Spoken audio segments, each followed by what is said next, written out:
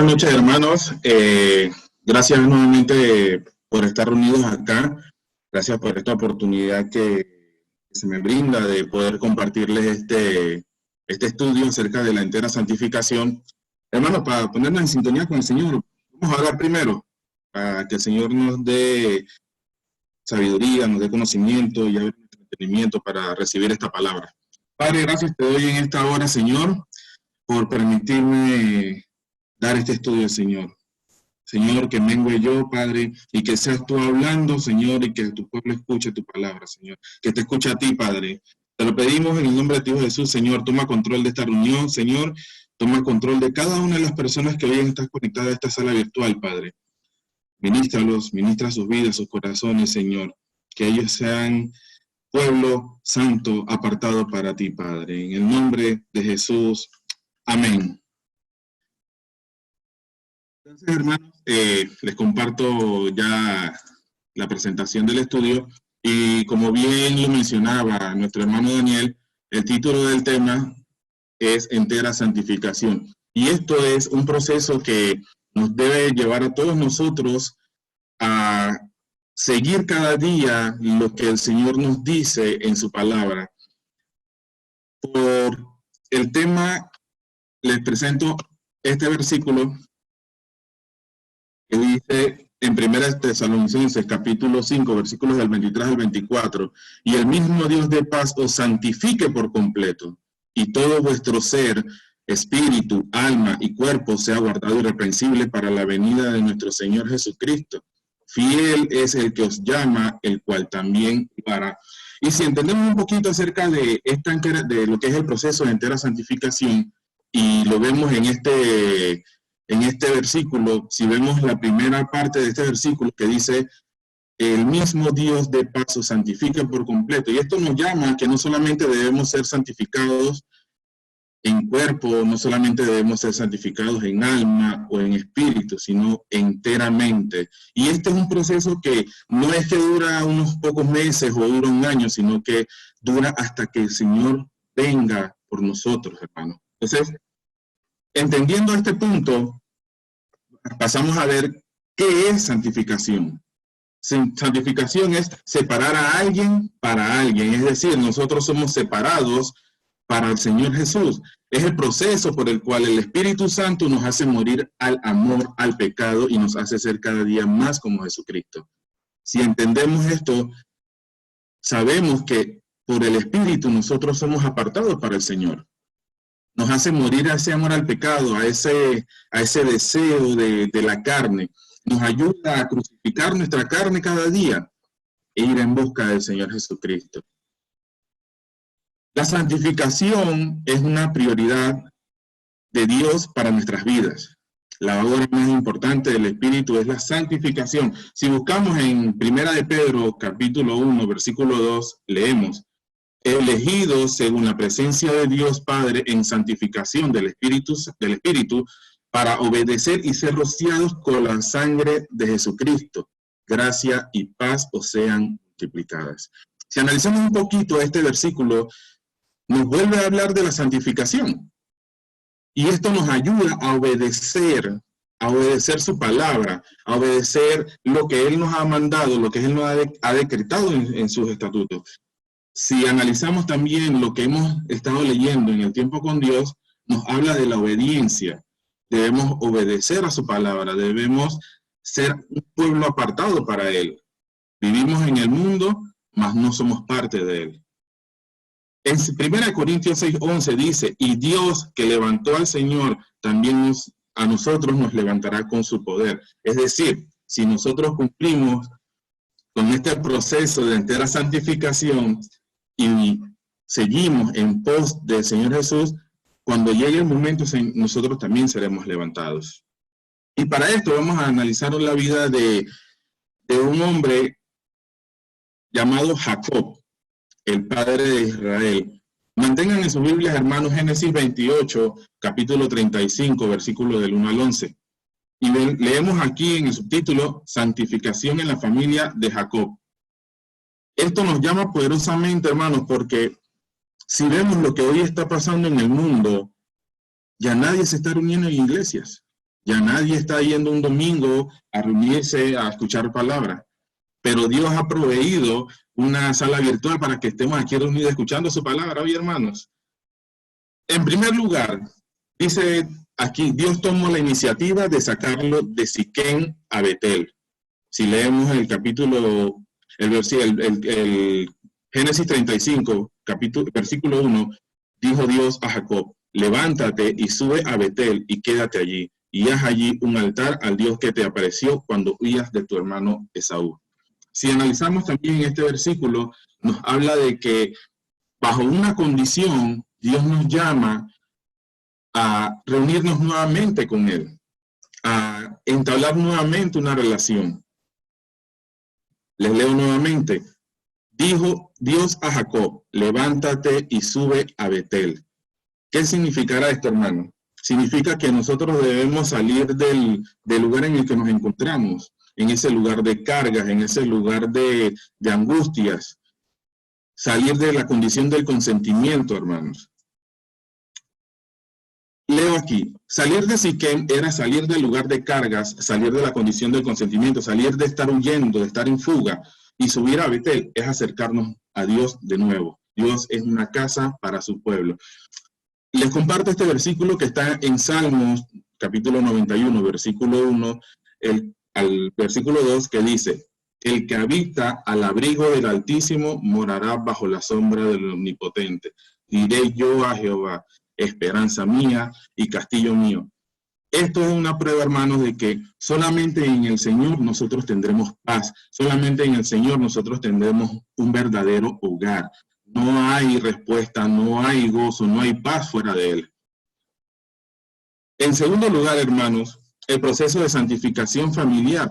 Durante este estudio, esto me llamó poderosamente la atención mientras lo leía y lo meditaba, porque nos habla primeramente de santificarnos, pero también debemos santificar a nuestras familias. Y hermanos, esto es de suma importancia porque no podemos dejar ninguna puerta abierta para darle cabida al enemigo que viene a nuestro hogar.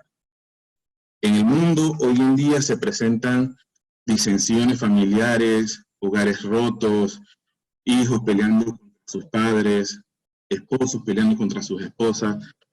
Entonces, este estudio nos llama poderosamente a cerrar todas y cada una de esas puertas. Y la única forma de hacerlo, lo leemos en Génesis 35, versículo 2, que dice, entonces Jacob dijo a su familia y a todos los que con él estaban, quitad dioses ajenos que hay entre vosotros y limpiaos y mudad vuestros vestidos. Leemos detenidamente, aquí nos habla de que primeramente debemos quitar dioses ajenos. ¿Qué dioses están ocupando el lugar que solamente le corresponde al Señor? Ajenos y que está entre vosotros, que hay entre nosotros, limpiaos. Tenemos que limpiarnos, hermanos, y la única forma de limpiarnos es a través de la palabra. Mudad vuestros vestidos. La santificación es un proceso, como bien lo habíamos mencionado anteriormente, y el primer punto es quitar ídolos, santificación del espíritu. ¿Cuál es el ídolo el ídolo querido que más he querido, que he conocido, cualquiera que sea ese ídolo, hermanos? Les comparto brevemente esta experiencia que yo tuve. Trabajando en una empresa hace ya muchos años atrás, un joven se me acercó y me dijo, Ulises, encárgate de vaciar tus bolsillos, que tu cerebro se encargará de llenarlos. Y cuando yo conocí al Señor y el Señor me mostró esta palabra, yo quedé impactado. Entonces, ¿en qué quedó esa frase que me dijo aquella persona? Y se las comparto. Dice Mateo 6, versículo 33, mas buscad primeramente el reino de Dios y su justicia, y todas las cosas os serán añadidas. Entonces, ¿en dónde queda ese voy a vaciar mis bolsillos para que mi cerebro se encargue de llenarlos? Si el Señor me lo provee de todo. Quitar las motivaciones del corazón. ¿Qué motivaciones hay en nuestro corazón, hermano, que nos llevan a tomar decisiones equivocadas? Decisiones que no consultamos con el Señor. Hago este sentido figurado con respecto a esto, hermanos, y les digo esto. Dos albañiles. El uno Preparaba los materiales para repellar una pared, al igual que el otro.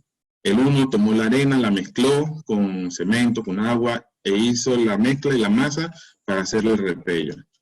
Pero cuando pulía la pared, se encontraba con muchas piedras, muchas conchas, muchos elementos que contiene la arena.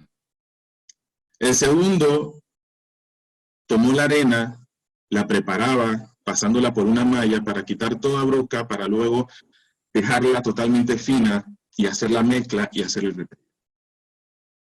Les comparto este versículo que yo leí en el libro de Hebreos, en el capítulo 12, que dice: porque la palabra de Dios es viva y eficaz y más cortante que toda espada de dos filos, y penetra hasta partir el alma y el espíritu, las coyunturas y los tuétanos, y discierne los pensamientos y las intenciones del corazón.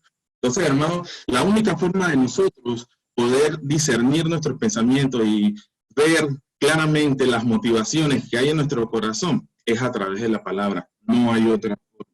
No es con mi intelecto, no es leyendo todos los libros que pudiera yo leer, no es buscando las respuestas en otras personas, sino a través de la palabra, a través de la misma palabra del Señor. ¿Qué hay en el trono de nuestro corazón que está reemplazando el señorío de Cristo? ¿Qué hay en nosotros? ¿En qué nosotros hemos puesto nuestra confianza? ¿En qué nosotros hemos puesto nuestra fe? ¿En qué nosotros hemos creído?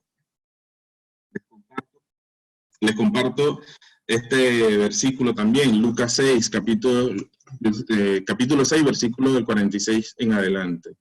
¿Por qué me llamáis Señor, Señor, y no hacéis lo que yo digo? Todo aquel que viene a mí y oye mis palabras y las hace, os indicaré a quién es semejante. Semejante es al hombre que al edificar una casa, cavó y hondó y puso el fundamento sobre la roca. Y cuando vino la inundación, el río dio con ímpetu contra aquella casa, pero no la pudo mover, porque estaba fundada sobre la roca. Mas el que oyó y no hizo, semejante es al hombre que edificó su casa sobre tierra sin fundamento, contra la cual el río dio con ímpetu y luego cayó, y fue grande la ruina de aquella casa. Entonces, hermanos, es importante que sepamos esta palabra porque nos mueve a saber en qué nosotros debemos meditar de día y de noche, en qué nosotros estamos fallando, en qué nosotros hemos confiado, en qué nosotros hemos creído, y no es en nuestro Señor Jesucristo. ¿Qué hay verdaderamente en nuestro corazón? ¿En qué nosotros confiamos? ¿En nuestro intelecto? Vamos a perder, hermano, y vamos a perder la gracia del Señor. Limpiarse, santificación del alma. Limpiarnos de la mala voluntad, de los malos pensamientos y sentimientos, el mal carácter al que se han entregado. Ir a Dios con arrepentimiento y en busca del perdón. Hermanos, brevemente les comparto, no sé si recordarán el jueves pasado, cuando escuchábamos el estudio acerca de la sanidad del alma herida. Hermanos, y es muy importante que nosotros recurramos al Señor, porque solamente en Él nosotros podemos curar nuestras heridas, podemos sanar nuestra alma, podemos limpiarnos. Isaías 53:5 dice esto: mas el herido fue por nuestras rebeliones, molido por nuestros pecados, el castigo de nuestra paz fue sobre él, y por sus llagas fuimos nosotros curados, por sus llagas fuimos nosotros sanados, por su sangre nosotros nos lavamos. No hay otro en quien podamos confiar, no hay otro en quien nosotros podemos recurrir a escuchar respuesta y oportuno socorro, si no es en nuestro Señor Jesús. Mudar los vestidos, santificación del cuerpo, fuerza, destreza, talentos. Efesios 4, versículo del 22 al 24 dice: en cuanto a la pasada manera de vivir, despojaos del viejo hombre que está viciado conforme a los deseos engañosos. Mudar nuestros vestidos, despojarnos de nuestra carne, crucificarla todos los días, no hoy, no solamente mañana, no solamente por este mes, todos los días. Y renovaos en el espíritu de vuestra mente y vestidos del nuevo hombre, creado según Dios en la justicia y la santidad de la verdad. Esto es lo que nosotros debemos hacer, mudar nuestros vestidos, mudar nuestra ropa, mudar nuestra renovar nuestra mente. El espíritu de nuestra mente debe ser renovado. Y la única forma de hacerlo es caminando en pos de Cristo. Esto es simbólico de una entera renovación de vida. El Señor no puede tener comunión con nosotros mientras nosotros, se escucha un poco tosco, hermanos, pero mientras nosotros nos revolcamos en el pecado. No podemos atender a dos señores. Un siervo no puede tener dos amos. O le servimos a Dios o estamos sirviéndole al diablo. Y si hacemos un pequeño recorderis, hermanos, en la palabra dice, el diablo anda como león rugiente buscando a quien devorar. Y si nosotros permitimos dejarle puertas abiertas por donde él se pueda escabullir y minar nuestro hogar, minar nuestras vidas, nos destruirá, hermanos. El pecado es quitado mediante la confesión y el arrepentimiento y el perdón de Dios. Les comparto Mateo 6, versículo 6. Mas tú, cuando ores, entra en tu aposento y cerrada la puerta, ora a tu Padre que está en lo secreto. No hay otra forma de ir al Señor si no es por medio de oración. No hay otra forma de buscar respuestas si no es humillándonos delante de Él y pidiendo su socorro, su ayuda, su consejo. No hay otra forma. No la hay. Y tu Padre que ve en lo secreto te recompensará en público. En tercer lugar, hermanos, la entera santificación renueva los votos hechos. Si leemos Génesis 35, el versículo 1, la parte B, y haz allí altar al Dios que te apareció cuando huías de tu hermano. Haz altar allí. Nosotros estamos llamados a hacer un altar para el Señor, no solamente en nuestro hogar, sino en nuestros corazones también. ¿Por qué? Porque solamente por medio del Señor nosotros podemos lograr la salvación. No hay una fórmula, no hay un secreto, no hay un libro que uno pueda leer a través de nuestro Señor Jesucristo. El versículo 3, la parte B, nos vuelve a resaltar esto. Haré allí altar al Dios que me respondió en el día de mi angustia. Y ha estado conmigo en el camino que he andado. Y el camino que nosotros hemos andado es el camino de nuestra vida. El Señor siempre ha estado ahí, siempre ha estado tocando la puerta, haciéndonos la invitación a un encuentro con Él. Miren lo que dice Génesis 28, del 16 en adelante. Y despertó Jacob de su sueño y dijo, ciertamente Jehová está en este lugar, y yo no lo sabía, y tuvo miedo. Y dijo, cuán terrible es este lugar, no es otra cosa que casa de Dios y puerta del cielo. Y se levantó Jacob de mañana y tomó la piedra que había puesto de cabecera y la alzó por señal y derramó aceite encima de ella. Y llamó el nombre de aquel lugar Betel, aunque Luz era el nombre de la ciudad primero. E hizo Jacob voto, diciendo, si fuera Dios conmigo y me guardare en este viaje en que voy y me diere pan para comer y vestido para vestir, y si volviere en paz a la casa de mi padre, Jehová será mi Dios. Y esta piedra que he puesto por señal será casa de Dios, y todo lo que me dieres, el diezmo apartaré para ti. Entonces, hermano, rescato de estos versículos que Jacob hizo voto al Señor. De la misma forma en que nosotros, cada uno de nosotros debemos hacerle votos al Señor y cumplir con esos votos. Porque, hermanos, un voto olvidado puede traer disciplina a nuestra familia. De repente no sabemos por qué estoy pasando por esta situación. Si yo siempre voy al Señor, hermanos, no siempre vamos al Señor. Creemos que vamos, pero no siempre lo hacemos. Recordar y tratar con los votos hechos. Debemos recordar esos votos que le hicimos al Señor. En cuarto lugar, la entera santificación debe ser cuidada restaurando el culto familiar. Y en este punto quisiera detenerme un poco, hermanos, porque nos llama poderosamente a levantar ese altar familiar.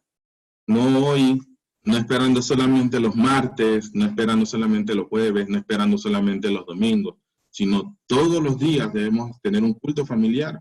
Debemos enseñarle a nuestros hijos la palabra del Señor, porque cuando fueren de grandes, no se apartarán de ella. Les comparto, Génesis 35, del 6 al 7, dice, y llegó Jacob a Luz, que está en tierra de Canaán, esta es Betel, él y todo el pueblo que con él estaba, y edificó allí un altar y llamó al lugar el Betel, porque allí le había aparecido Dios cuando huía de su hermano. Entonces, hermanos, nos llama poderosamente a edificar un altar en nuestra familia, en nuestro hogar, en dedicarle ese primer tiempo, ese primer lugar que el Señor merece tener en nuestras vidas. El culto familiar, la debilidad y desnutrición de la familia proviene de descuidar el culto familiar. Cuando ves que las cosas andan mal en la familia, no debemos descuidar el culto familiar, debemos recurrir al Señor para que el Señor nos ministre, el Señor nos redarguya, el Señor nos diga, estás fallando en esto, no me estás prestando atención, te estás desviando. Hace poco veía como, para un pequeño testimonio ahí, mis hijos a veces se peleaban un poquito los juguetes, pero de un tiempo para acá he notado que Esteban Adrián se ha vuelto más cariñoso con su hermano. Lo abraza, le da besitos, van de papá, le da un besito a papá, le da un besito a mamá, y se ha vuelto muy cariñoso. Y este estudio, hermano, me ha llamado poderosamente la atención y me ha dicho, ¿qué estás haciendo que ahora tus hijos tienen ese amor entre sí? Que ahora tus hijos tienen ese cariño de siempre cuando te ven, correr a abrazarte, correr a besarte. Entonces, hermano, producto de un culto familiar, producto de tener ese tiempo con el Señor. La práctica del culto familiar es fundamento de la iglesia, y el fundamento de la iglesia es la familia. Si nosotros descuidamos a nuestra familia, si nosotros no velamos por ellos, entonces, hermano, el diablo habrá triunfado. Nos habrá destruido y habremos perdido ese encuentro y esa intimidad con el Señor. Advertencia del Señor. Padre de familia, madre de familia, protejan a sus hijos. ¿Y cómo los protegemos? Cuidándonos de nosotros. ¿Y cómo nos cuidamos a nosotros? Orándole al Señor en todo momento, en todo tiempo, porque no hay otro en el cual nosotros tengamos paz si no es en el Señor Jesús. Los propósitos de Dios son de familia, no son individuales, pero son de familia, porque si recordamos y nos vamos al capítulo de Génesis, al primer capítulo, recordamos que cuando Dios creó al hombre, el Señor dijo, no es bueno que el hombre esté solo, haré ayuda idónea para él. Y fue entonces que creó a la mujer, y el hombre nunca estuvo solo. Los propósitos de Dios son de familia. Resultados de la santificación. Versículos 2a al versículo 5 del capítulo 35 de Génesis. Le fue proporcionada protección inmediata y completa. Si leemos desde el versículo 2, entonces Jacob dijo a su familia y a todos los que con él estaban, quitad los dioses ajenos que hay entre vosotros y limpiaos, y mudad vuestros vestidos.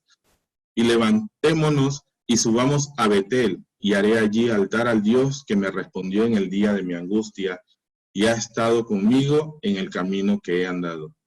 Así dieron a Jacob todos los dioses ajenos que habían en poder de ellos, y los zarcillos que estaban en sus orejas, y Jacob los escondió debajo de una encina que estaba junto a Siquén. Y salieron, y el terror de Dios estuvo sobre las ciudades que había en sus alrededores, y no persiguieron a los hijos de Jacob. Entonces, hermano, hasta este versículo 5, Dios nos muestra su protección cuando quitamos dioses ajenos, quitamos ídolos de nuestras vidas y de la vida de nuestras familias. Viene una pronta protección, viene un pronto socorro. Entonces, seguimos leyendo. Apareció otra vez Dios a Jacob cuando había vuelto a Padán Aram y le bendijo y le dijo, Dios, tu nombre es Jacob, no se llamará más tu nombre Jacob, sino Israel será tu nombre. Y vemos que en el versículo 9 hubo una nueva aparición del Dios a Jacob y una confirmación del título de príncipe para Jacob. Cuando Dios le dijo, tu nombre es Jacob, no se llamará más tu nombre Jacob, sino Israel. El Señor nos pone por príncipes en su reino. Versículo 11. También le dijo Dios, yo soy el Dios omnipotente. Crece y multiplícate. Una nación y conjunto de naciones procederán de ti, y reyes saldrán de tus lomos. Se le dio a Jacob y a su familia una vasta promesa. La misma promesa hoy el Señor nos entrega a nosotros si lo buscamos de corazón, si lo buscamos verdaderamente. Hermanos, estamos llamados 100% a darle ese espacio al Señor que el Señor merece tener en nuestras vidas. Hermanos, les quería compartir ahora finalmente, después de este estudio, les voy a ser honesto, cuando lo leí por primera vez, hubieron puntos que no entendía y le pedí al Señor, pero Señor, ¿qué dice esta palabra? No la entiendo bien. Y un día de la nada me vino la respuesta a la mente. Y me dice, es que ese sí era que se decía. Gracias, Señor. La verdad es que, hermano, estar aquí frente a ustedes, bueno, ustedes mirándome porque no los veo, no es fácil, hermano, no es fácil. Uno se pone nervioso, uno se le mueve el mouse, pero siempre cuando acudimos al Señor y el Señor toma control de las situaciones, el Señor toma control de la boca y del lenguaje de uno. El Señor da ese buen hablar, da ese denuedo. Hermanos, aprovecho la oportunidad para invitarlos, si ustedes no han recibido al Señor, a que hagan esta oración conmigo. Señor Jesús, yo te acepto como mi único y suficiente Salvador de mi vida y de mi alma. Señor Jesús, perdóname todo lo que te he ofendido de pensamiento, palabra y obra. Lávame y límpiame con tu sangre preciosa. Escribe mi nombre en el libro de la vida. Séllame con tu Espíritu Santo, Señor. Te lo pedimos, Señor. Amén.